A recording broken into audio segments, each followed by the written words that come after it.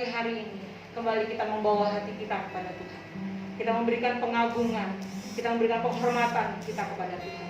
Sebab Dia Raja di atas segala raja, Dia Tuhan di atas segala Tuhan, yang berlayak menerima setiap pujian, kemuliaan dari kita. Haleluya.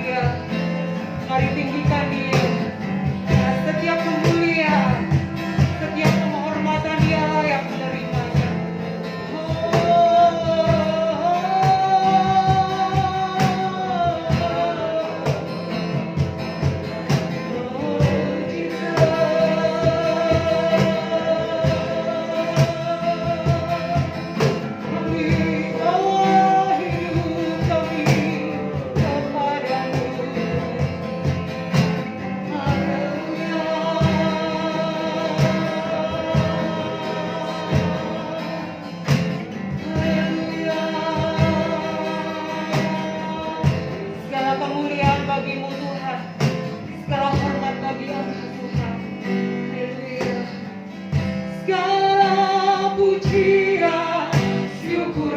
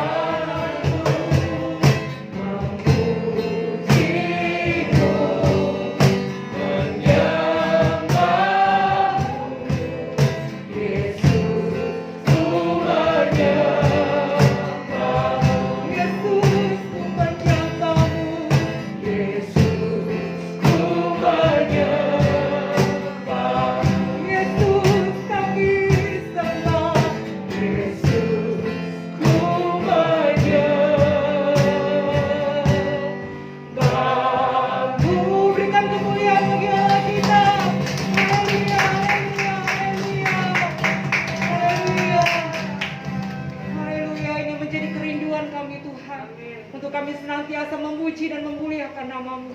Sebab di dalam pujian kami ada kekuatan, ada pemulihan yang Tuhan berikan dalam hidup kami. Terima kasih Bapa. Di dalam nama Tuhan Yesus kami berdoa. Haleluya. Amin. 17 Agustus kemarin Indonesia merdeka yang keberapa Bapak Ibu? 76. Kita bersama-sama katakan merdeka, merdeka 3 kali. Amin. 2, 3. Merdeka, merdeka, merdeka. Haleluya. Mari kita bertemu dalam kasih-Nya dan bertemu dalam anugerah-Nya, karena kita adalah saudara di tempat ini. Amin. Haleluya. Haleluya. Mari kita lakukan bersama-sama. Haleluya. Bertemu dalam kasih-Nya, bertemu dalam anugerah-Nya, bersuka cita semua di dalam rumah Tuhan. Bertemu dalam kasih-Nya, bertemu dalam anugerah-Nya, bersuka cita semua di dalam rumah Tuhan. Oh, saudaraku dan saudariku, Tuhan cinta dan mengasihimu, bersuka cita semua di dalam rumah Tuhan. Oh, saudaraku dan saudariku, Tuhan cinta dan mengasihimu, bersuka cita semua di dalam rumah Tuhan. Bertemu dalam kasih-Nya. Haleluya. Bertemu dalam kasih-Nya. Kita senyum kanan Bapak Ibu. Dalam anugerah-Nya, bersuka cita semua di dalam rumah Tuhan. Bertemu dalam kasih-Nya, bertemu dalam anugerah-Nya, bersuka cita semua di dalam rumah Tuhan. Sama-sama katakan, oh saudaraku dan saudariku, Tuhan cinta dan mengasihimu, bersuka cita semua di dalam rumah Tuhan. Oh saudaraku dan saudariku, Tuhan cinta dan mengasihimu, bersuka cita semua di dalam rumah Tuhan. Oh saudaraku dan saudariku, Tuhan cinta dan mengasihimu, bersuka cita semua di dalam rumah Tuhan. Bersuka cita semua di dalam rumah Tuhan. Bersuka cita semua di dalam rumah Tuhan. Haleluya. Bapak Ibu Saudara, kita punya Tuhan yang ajaib. Amin. Yang punya Tuhan yang kuasa. Amin. Dia ada di dalam setiap musim hidup kita, dalam susah, dalam duka, dalam kita diberkati ataupun tidak diberkati pun, Tuhan Yesus tetap mengasihi kita dan Dia selalu ada dalam hidup kita. Amin. Haleluya. Engkau ada bersama dengan kami Tuhan dalam setiap musim hidup kami. Engkau tidak pernah membiarkan kami sendiri berjalan, tetapi tangan-Mu yang penuh kasih menuntun kami dalam setiap langkah-langkah hidup kami. Haleluya. Yesus. Haleluya. Engkau ada bersamaku. Amin. Di setiap musim hidupku, tak pernah Kau biarkan ku sendiri.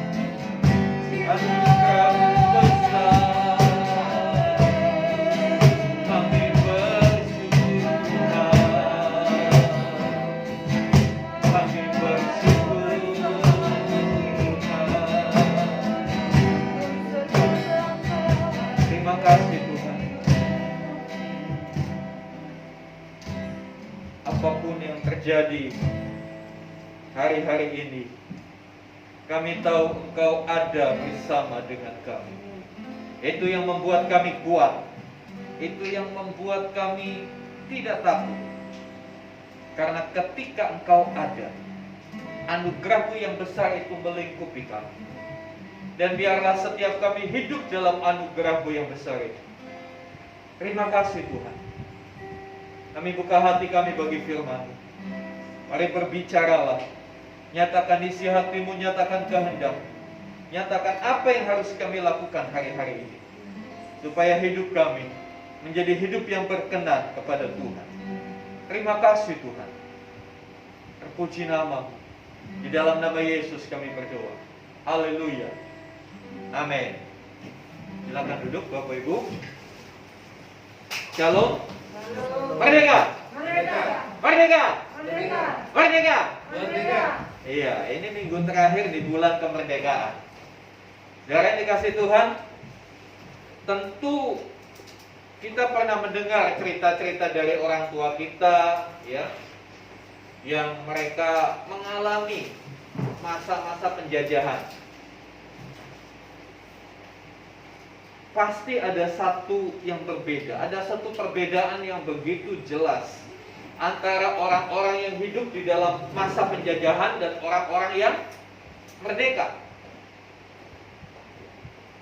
Orang yang hidup dalam penjajahan di bawah tekanan,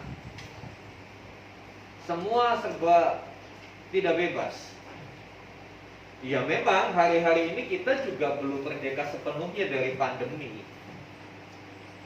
Kita masih banyak pembatasan-pembatasan. Tapi saya mau berkata, kita harus memiliki sikap hidup sebagai orang merdeka. Ya. Sebab itu firman Tuhan pagi ini saya beri judul hidup sebagai orang merdeka. Bagaimana kita bisa hidup sebagai orang merdeka? Walaupun mungkin kondisi ya seperti hari-hari ini, kita masih dibatasi oleh banyaknya peraturan. Sebetulnya peraturan dibuat itu untuk kebaikan kita. Pemerintah tidak punya niatan sedikit pun untuk menyengsarakan rakyatnya, tapi justru untuk melindungi rakyatnya. Maka pembatasan-pembatasan itu diberlakukan. Sebagai anak-anak Tuhan, saudara, kita mau belajar bahwa sesungguhnya Tuhan Yesus sudah memerdekakan kita. Mari kita membuka di dalam Injil Yohanes pasal yang ke-8. Yohanes pasal yang ke-8 ayat 30 sampai 39. Yohanes 8 ayat 30 sampai 39. Saya bacakan bagi kita, demikian firman Tuhan. Kemerdekaan yang kebenaran yang memerdekakan. Setelah Yesus mengatakan semuanya itu, banyak orang percaya kepadanya. Selanjutnya, maka katanya kepada orang-orang Yahudi yang percaya kepadanya, jikalau kamu tetap hidup dalam firman-Ku, kamu benar-benar adalah murid-Ku, dan kamu akan mengetahui kebenaran, dan kebenaran itu akan memerdekakan kamu. Jawab mereka, kami adalah keturunan Abraham dan tidak pernah menjadi hamba siapapun. Bagaimana engkau dapat berkata, kamu akan merdeka? Kata Yesus kepada mereka, aku berkata kepadamu, sesungguhnya setiap orang yang berbuat dosa adalah hamba dosa. Dan hamba tidak tetap tinggal dalam rumah, tetapi anak tetap tinggal dalam rumah. Jadi apabila anak itu memerdekakan kamu, kamu pun benar-benar merdeka. Saudara yang dikasih Tuhan, mungkin secara sepintas kita membaca bagian Alkitab ini apa maksudnya. Sulit untuk dipahami. Tapi mari kita akan belajar bersama-sama apa yang Tuhan Yesus maksudkan.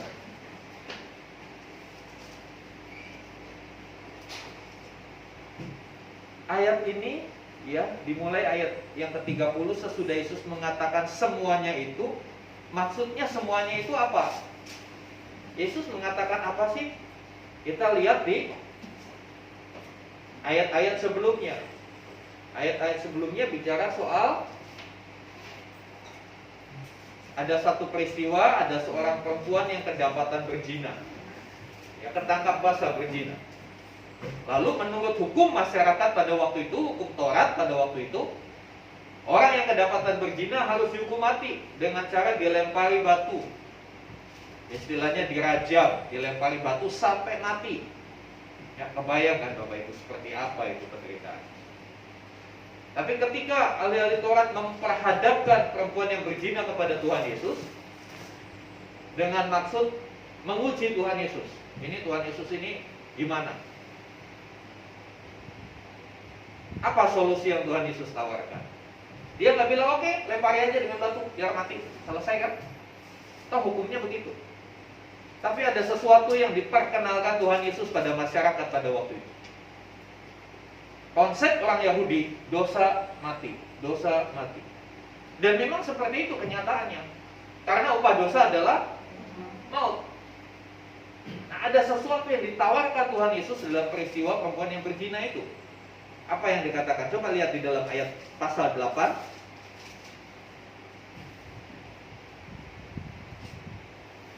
Ya, pasal 8 ayat 5. Musa dalam hukum Taurat memerintahkan kita untuk melempari perempuan-perempuan yang demikian.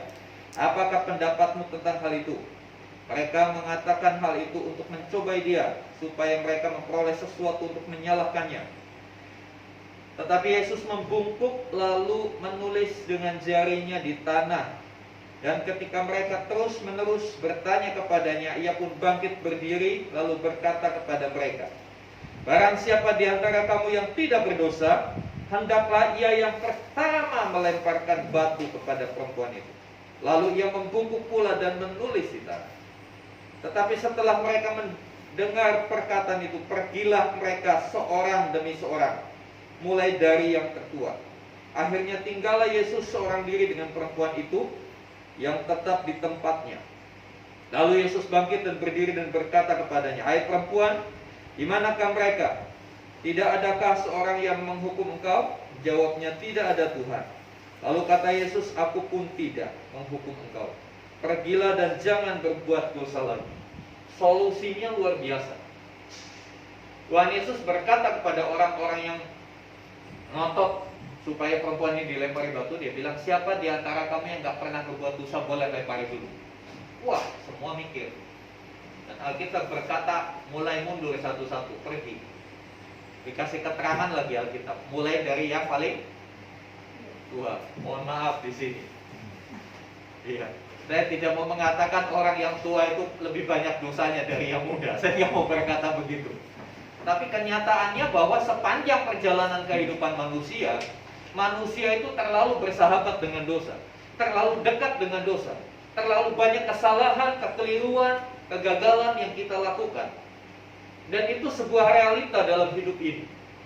Dan itu yang disodorkan Tuhan Yesus kepada ahli-ahli Taurat. Namanya juga ahli Taurat, yang namanya ahli tahu segalanya, expert di bidangnya.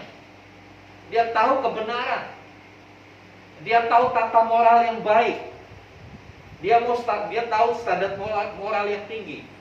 Tetapi ketika mereka diperhadapkan kepada satu kenyataan, siapa yang tidak pernah berdosa? Siapa yang tidak pernah melanggar? Jadi pengetahuan tentang kebenaran itu belum cukup untuk kita merdeka. Orang banyak tahu kebenaran, tapi semakin banyak tahu kebenaran, tidak jadi jaminan hidupnya bebas dari dosa. Itulah yang diperhadapkan Tuhan Yesus. Kenyataan ini ditunjukkan Tuhan Yesus. Akhir cerita ini Tuhan Yesus berkata, ada yang menghukum kau? Tidak ada. Dibilang, aku pun tidak. Pergi dan jangan berbuat dosa lagi. Sebetulnya pesannya ada di situ. Sebuah pesan pertobatan, sebuah pesan pembaharuan hidup.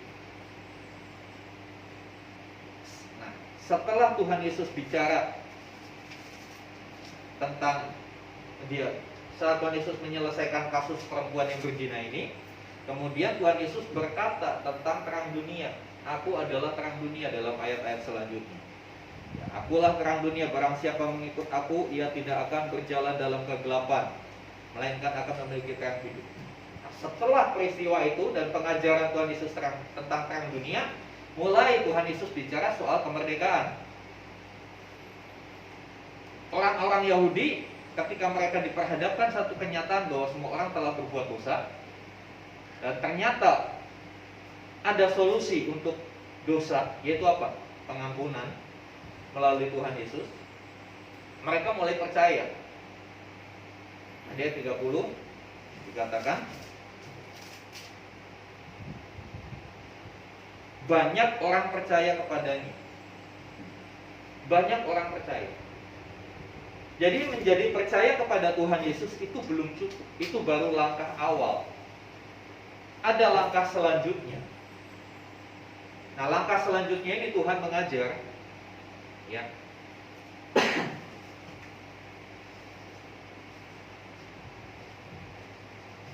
Dikatakan ayat 31, maka katanya kepada orang Yahudi yang percaya kepadanya, ini kepada petobat-petobat baru ya, orang Yahudi yang percaya. Padahal pada waktu itu orang Yahudi sulit sekali untuk percaya, karena mereka terlalu kuat diikat oleh apa yang diajarkan oleh orang tuanya, hukum Taurat, agama Taurat. Nah, apa yang Tuhan Yesus ajarkan kepada mereka? Jikalau kamu tetap dalam firman-Ku, kamu benar-benar adalah murid-Ku, dan kamu akan mengetahui kebenaran, dan kebenaran itu akan memerdekakan kamu. Sebagai orang yang sudah dimerdekakan oleh Tuhan Yesus, sebagai orang yang sudah percaya kepada Tuhan Yesus, langkah selanjutnya adalah tetap dalam firman. Tetap dalam firman. Apa maksudnya tetap dalam firman? Firman yang dimaksud di sini adalah pengajaran, ya. Pengajaran dari Tuhan. Percaya kita kepada Tuhan tidak hanya sekedar percaya, tidak hanya sekedar ganti KTP di kolom agama Kristen. Tidak cukup sekedar itu. Tapi Tuhan mau hidup orang-orang yang sudah dimerdekakan itu tetap di dalam firman. Pengertian tetap itu tidak ada perubahan, konsisten, terus menerus, itu tetap. Kalau saya berkata kepada Niki tetap duduk di sini sampai sore, berarti sampai sore dia nggak boleh beranjak, harus tetap di situ. Tuhan berkata, hendaklah kamu tetap di dalam firman. Artinya kita tidak boleh beranjak dari kebenaran. Kita tidak boleh berpaling dari kebenaran. Kita tidak boleh menyimpang dari kebenaran. Seperti itulah seharusnya hidup orang yang sudah merdeka. Hidup orang yang sudah dimerdekakan oleh Tuhan. Tetap di dalam firman. Dalam pengertian kita berpegang teguh, kita mempercayai, kita menggunakan prinsip-prinsip firman dalam kehidupan kita. Bukan lagi prinsip yang lama, tapi ada satu pemahaman yang baru.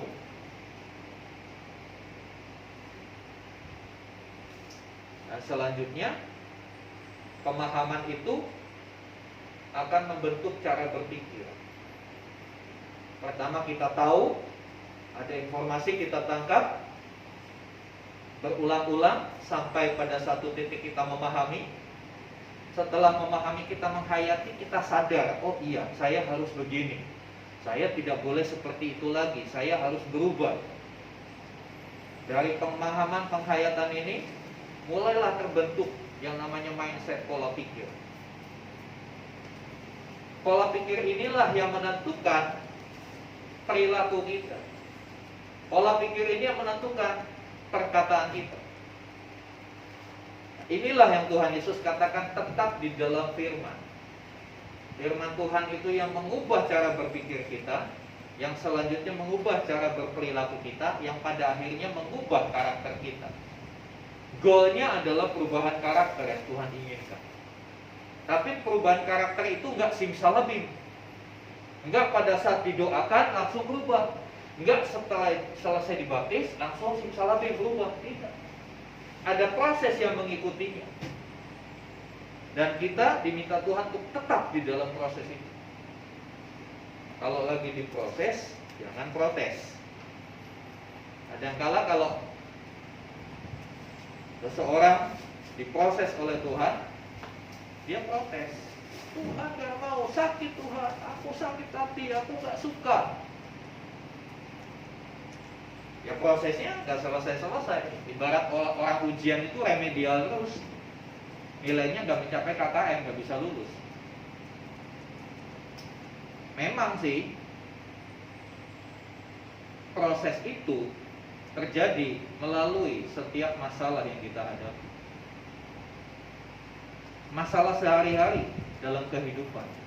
Itulah yang Tuhan pakai untuk membentuk kita. Untuk membentuk kita.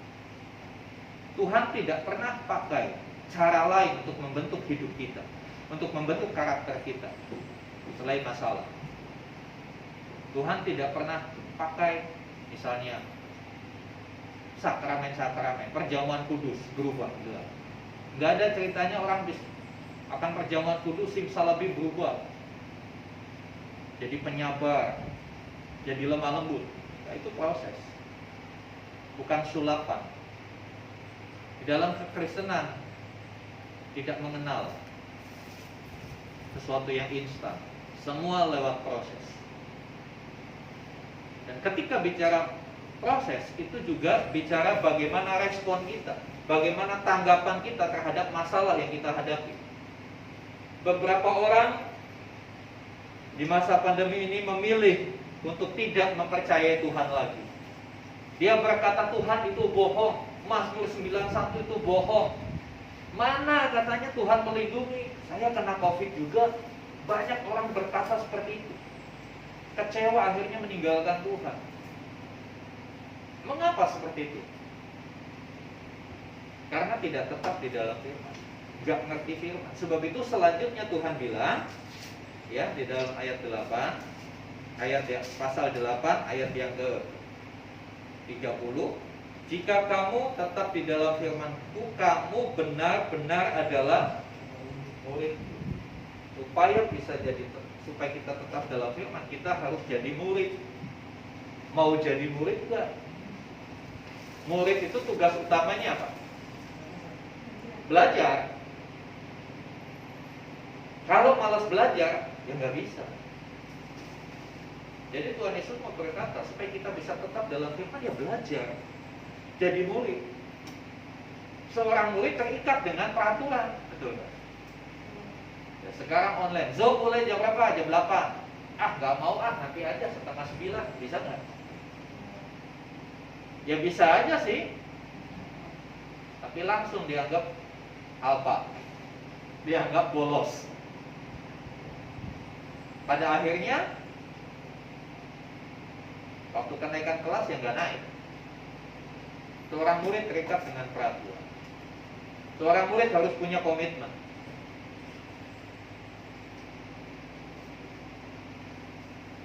Orang merdeka harus jadi murid. Karena apa?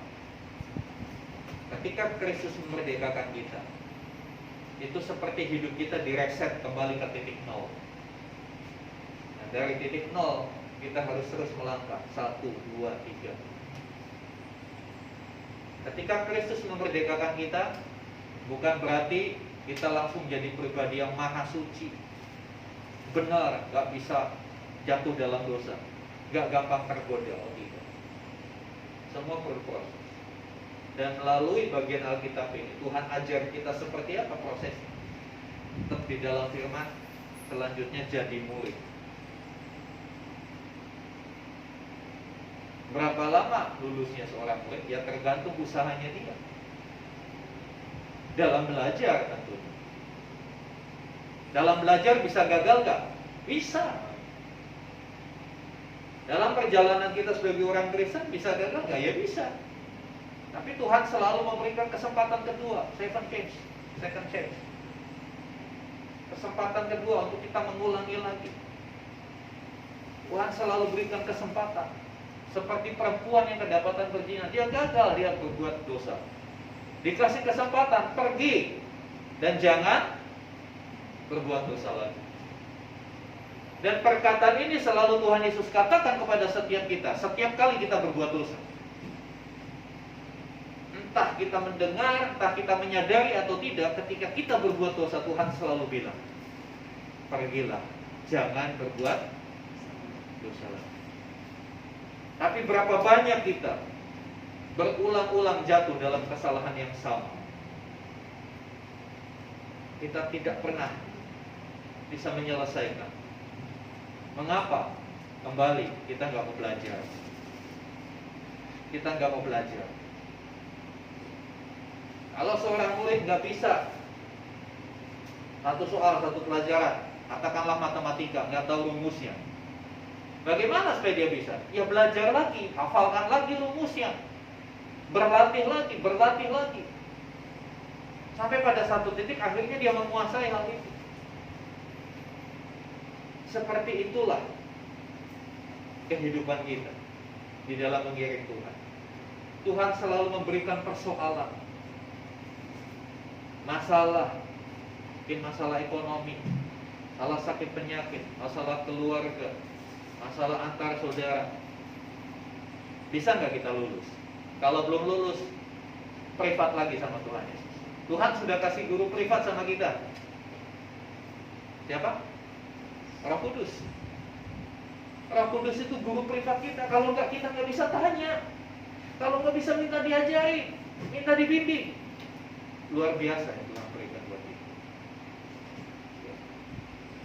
Nah, selanjutnya Tuhan Yesus, ayat itu berkata, ya Tuhan Yesus mengajar lagi, ya, ayat 32, dan kamu akan mengetahui kebenaran, dan kebenaran itu akan memerdekakan kamu. Bagaimana benar-benar mengalami kemerdekaan sepenuhnya? Dikatakan kamu akan mengetahui kebenaran, kebenaran akan memerdekakan kamu. Jadi sebelum kemerdekaan bisa memerdekakan kita harus tahu dulu kebenaran. Kita mengetahui, dalam bahasa aslinya mengetahui itu punya pengertian mengalami.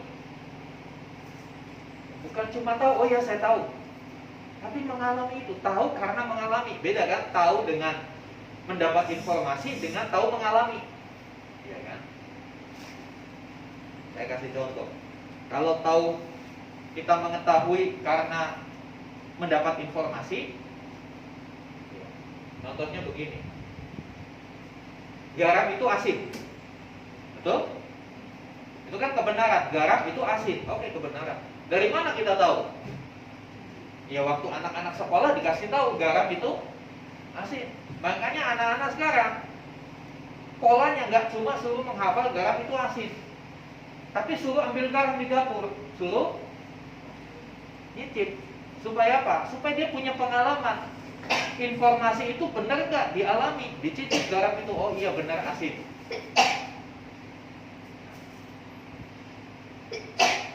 Kebenaran firman Tuhan juga seperti itu. Kita hari ini mendapat informasi melalui khotbah, ya kan, melalui siaran-siaran rohani, YouTube rohani, kita mendapat informasi.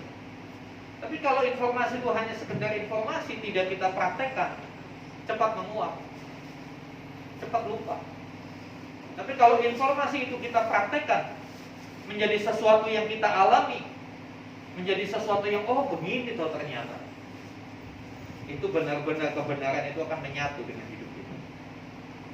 Dan itu yang memerdekakan kita. Saya sering kali kasih contoh. Akar segala kejahatan adalah cinta uang. Bukan uang ya, bukan uang. Cinta uang. Bukan hanya uang, tapi cinta uang. Beda. Cinta itu segala sesuatu terfokus kepada uang. Segala sesuatu yang jadi patokannya itu uang. Nah, saudara dikasih Tuhan, disinilah bagaimana supaya kita tidak cinta uang, supaya kita merdeka, tidak terikat dengan uang. Kita tahu dulu kebenarannya. Informasi dari firman Tuhan, akar segala kejahatan cinta uang. Saya suka katakan, mengapa nggak boleh cinta uang?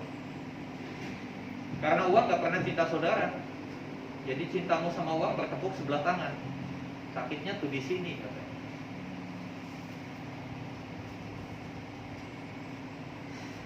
mengerti kebenaran, mengetahui kebenaran. Nah, kebenaran itu akan berbicara dalam hidup kita. Nah, pada akhirnya kita bisa terbebas dari segala ikatan-ikatan itu. Saudara yang dikasih Tuhan, hidup sebagai orang merdeka yang Tuhan inginkan adalah kita bukan hanya menyadari kita bisa merdeka hanya karena Tuhan Yesus. Satu ayat di dalam Galatia 5 ayat 1. Galatia 5 ayat 1.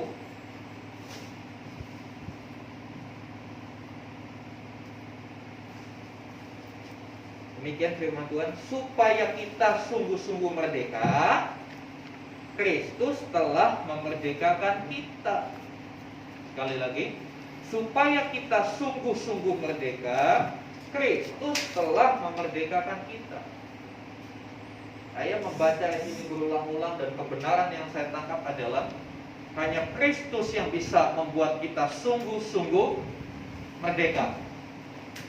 Hanya Kristus yang bisa membuat kita sungguh-sungguh merdeka. Banyak orang berusaha merdeka dengan caranya sendiri. Banyak ajaran di dunia ini ya, memberikan trik-trik atau kiat-kiat supaya bisa merdeka dari dosa. Saya pernah mendengar ajaran itu.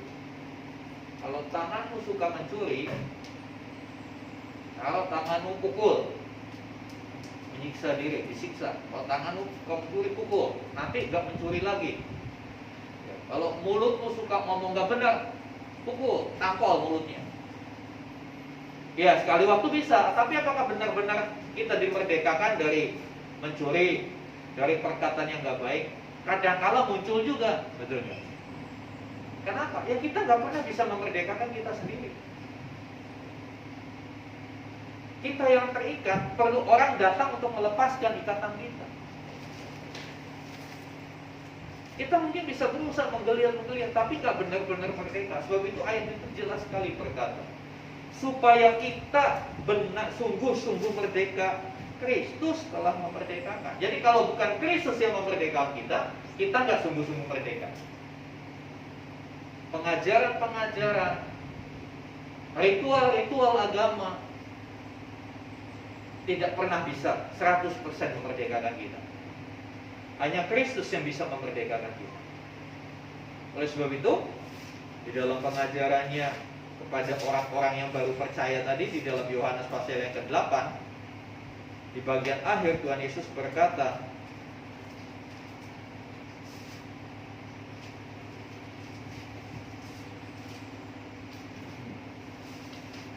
Yohanes pasal yang ke-8, jadi apabila anak itu memerdekakan kamu, kamu pun benar-benar merdeka. Jadi sekali lagi, hanya Yesus yang bisa memerdekakan kita.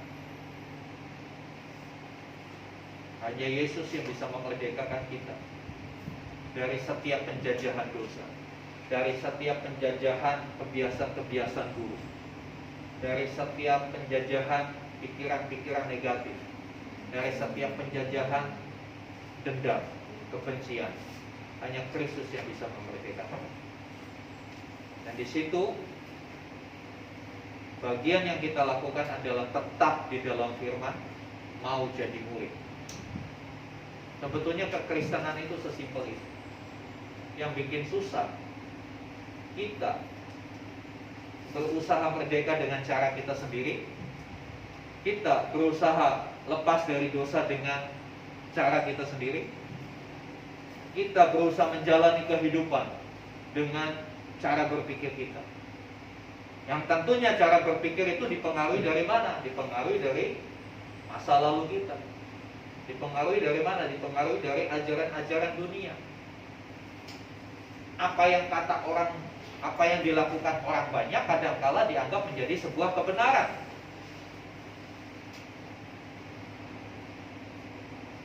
Tapi sesungguhnya kebenaran sejati kadangkala kita menjadi beda dari yang lain. Kok lain sendiri ya dia? Karena kita melakukan kebenaran. Saudara yang dikasih Tuhan, hidup sebagai orang merdeka itu harus aktif. Gak bisa tinggal diam. Bangsa ini telah merdeka 17 Agustus 1945, 76 tahun yang lalu. Apakah setelah merdeka udah happy, pesta-pesta, senang-senang terus? Enggak. Setelah merdeka, ya di tahun-tahun awal kemerdekaan kita masih perang loh. Para pejuang kita masih perang. Karena apa? Penjajah itu berusaha menjajah lagi, berusaha datang lagi. Demikian di awal-awal pertobatan kita. Tuan kita yang lama, penjajah itu berusaha datang lagi, berusaha merebut kita lagi. Nah, di situ kita perlu perang. Perang itu, perang kemerdekaan itu kan intinya penolakan, nggak mau lagi, jangan datang lagi. Ya kan, penolakan. Ketika Belanda masuk membonceng Nika, para pejuang kita tolak. Nggak bisa, nggak boleh masuk lagi. Kita udah merdeka, nggak ada tempatmu lagi. Beranikah kita berkata begitu terhadap dosa? Ketika dosa mulai datang menggoda dengan segala bentuk iklannya, dengan segala bentuk kenyamanan yang dia tawarkan, beranikah kita berkata, stop, nggak boleh masuk.